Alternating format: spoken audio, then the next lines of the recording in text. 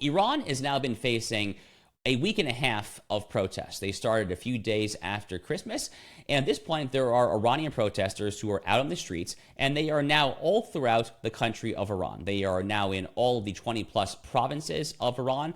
Based on what we are seeing across social media, it seems that there are protesters who have now taken action. They've actually taken over parts of Islamic Revolutionary Guard Corps military bases. They've taken over parts of Tehran city municipal infrastructure, parts of markets there. There have now been at least a dozen and a half, 24 protesters who have been viciously killed by this most tyrannical of Islamist theocratic regimes.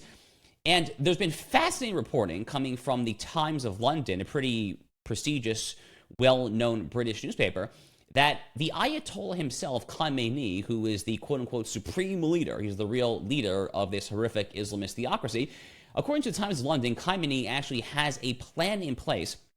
If the IRGC stops fighting, if the regime looks like it's about to collapse, then it looks like Khamenei is basically going to hit the road.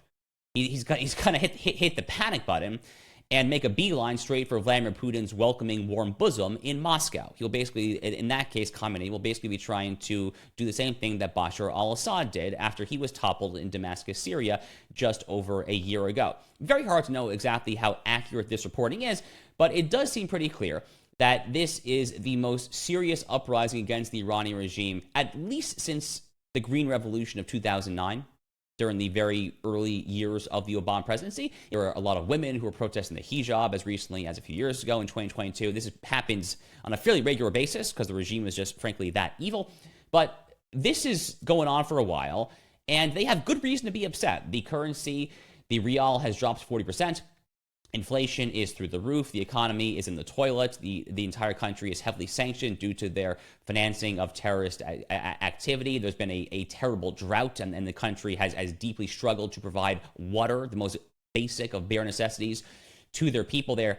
So is the regime going to fall? Donald Trump, for what it's worth, kind of now playing this second term, more moralistic, more interventionist person, Donald Trump saying that if the regime starts killing in mass some of their own dissidents, some of their own protesters, the United States is going to get involved, which is yet another threat of humanitarian or humanitarian adjacent intervention, playing off of his intervention on Christmas Day in Nigeria, where he attacked ISIS-related Islamist cells.